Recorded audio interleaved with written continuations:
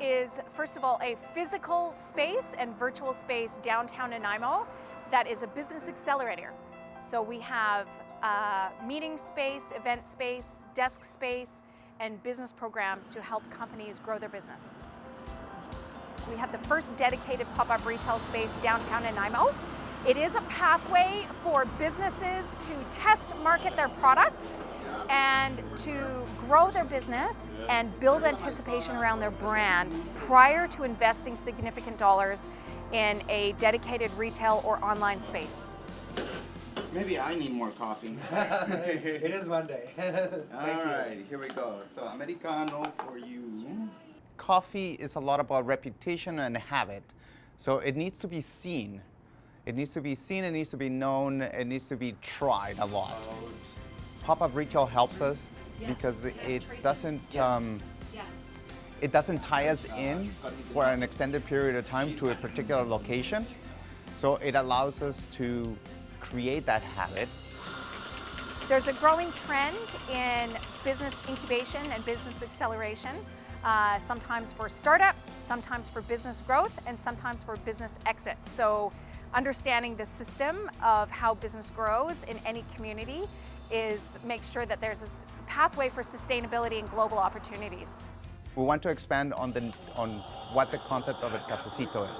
The word in Spanish does mean a little cup of coffee, but the concept of el cafecito is to get together and talk among friends, right? That is one of the things that we want to foster, not in copying the European coffee shop in veneer, but in the substance of it. I think the statistics are co-working spaces are popping up. There's 2 new ones every year in any individual community. I'm Leon Davis, manager of the Nanaimo and District Branch of the BC SPCA. It's summer. Did you know it can only take 10 minutes for your dog to suffer serious health complications while sitting in a hot car? So please leave your dogs at home. Go interactive with Fiona. Not my usual outfit, and definitely not my usual activity when I come down to the park. But on July 11th, it's gonna look like an explosion went off with artists all over this park, participating in the first ever Nanaimo Art Bomb. Nanaimo didn't have a great summer art show up till this summer, so we really wanted to make that happen. So many of the communities on Vancouver Island have really great summer art shows with artists from all over the island, and Nanaimo needs to be featuring the people that are really producing great work. Now, I'm painting here with Lori. Lori, do you normally talk while you're painting, or is this something a little unusual for you? I don't normally talk when I'm painting. No, it's more of a solitary activity for you? Yeah, it is. Unless I'm teaching children, and then I talk. Now you're painting right now, obviously. Is that the only art form that you do? No, I also do ceramics, pottery, sculpture, and functional wear, and photography sometimes. The Central Island artists that we have coming all work in extremely different styles. There will be everything from really funky textiles to really formal paintings, abstract paintings, abstract ceramic work, a little bit of everything really. Now your painting looks like it has a very interesting texture, something I don't see every day. Yeah, I work with texture. Texture is what I'm looking for to create, and I work with oil paint and cold wax, so it makes a paste. And I work with many layers, layers over layers, so that creates this texture. And then I scratch some layers to uncover what's underneath it, so it creates more texture. Great. This is Joanne, and she's going to be at the Art Bomb as well. Now, Joanne, you're not selling anything at the Art Bomb, but what are you going to be doing? I'm going to be demonstrating this technique to the public. Yes. So not only will there be some great art to buy, but you can also learn a little bit as well. Yeah. Usually people are curious about this technique, so I'm going to show that to them. Yeah. Art Bomb is happening on July 11th from 11 in the morning till 5 in the evening. We'll be located at the amphitheater Duck Pond area of Bowen Park. So people can park on Wall Street, walk through the park, enjoy the park setting, and then come see all the lovely artwork that'll be displayed in Bowen Park. Lots of different artists, lots of different styles, lots of different mediums. All this is going to be at the Art Bomb. And you never know, maybe if I keep practicing with my painting, you might see us at a future Art Bomb. In Nanaimo, I'm Fiona Shedden.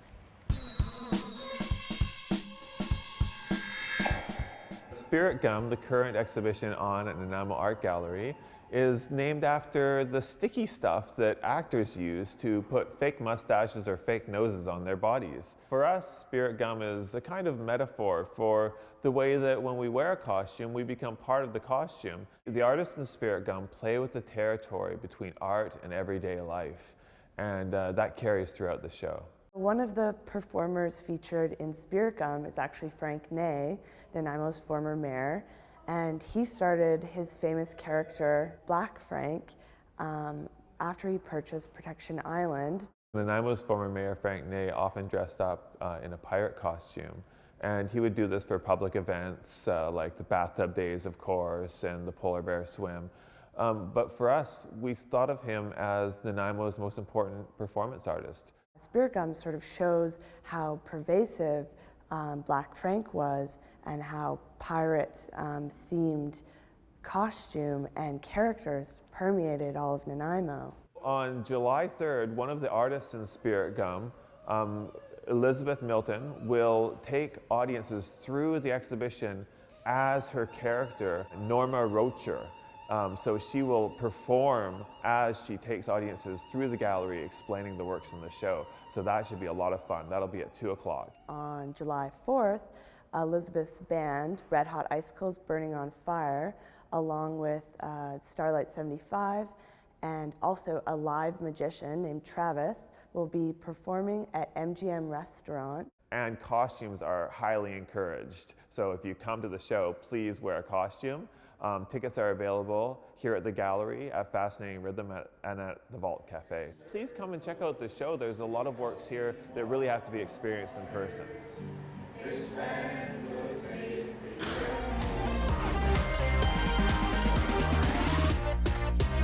We're here today at the Culture Splat, celebrating culture and heritage with the City of Nanaimo and all of the people who make the sector vibrant in our community. And we're also going to celebrate the super fantastic Mr. Dan Marshall. He has been named the BCHL Sports Broadcaster of the Year for the second time in 4 seasons. Now, he is the play-by-play voice of the Nanaimo Clippers, and he also hosts a program covering the Clippers and the BCHL on 106.9 FM The Wolf. He does that every Friday night. He has actually called 81 games this season, and we're proud to know Dan Marshall. He is certainly an important part of our Shaw TV family. So once again, congratulations, Mr. Dan Marshall, BCHL Broadcaster of the Year. Happy Canada Day, hey? Oh, Canada! So you want to know about the most famous Canadian expression, eh? Of course you do, eh? A.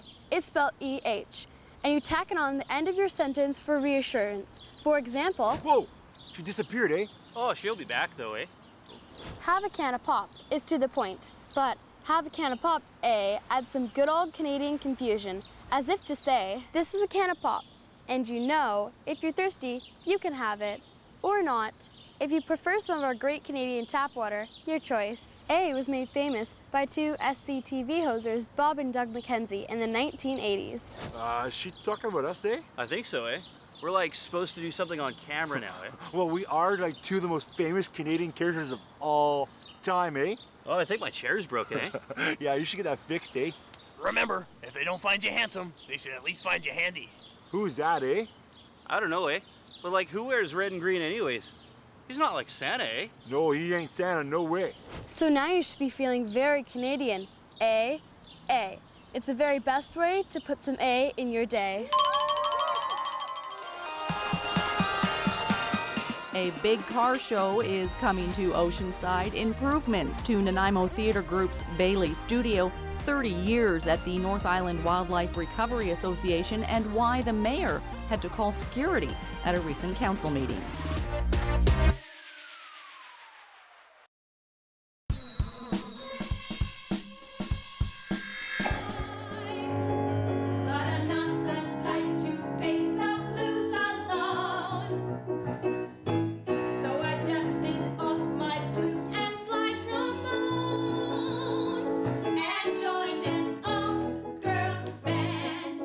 This is a scene from an upcoming Barge Broadway production called A, My Name Will Always Be Alice. Now I can blow my own horn.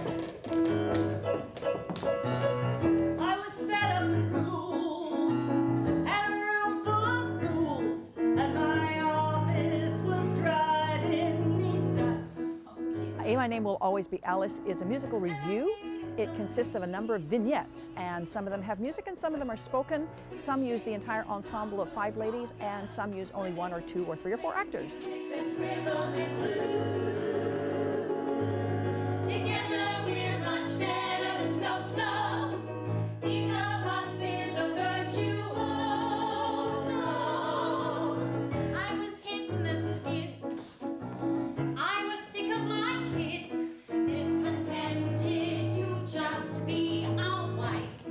Barge Broadway is a community theater organization. It was started in the year 2000, so we're now into our 16th season, and we are a summer repertory company. Hey, my name is Alice, and my husband's name is Adam, and his girlfriend's name is Amy, and my lover's name is Abby, and her husband's name is Arnie, and his boyfriend's name is Alan, and my analyst's name is Arthur, and we're working on my anger! My Name Will Always Be Alice is one of the 3 shows that we're presenting this summer. The scene that you're seeing is in rehearsal still, and so we're still perfecting our moves, and we're just getting better and better at polishing our dancing, polishing our singing, so that when the audience comes on July the 7th, when this show opens, all will be perfect. Alice is doing all right.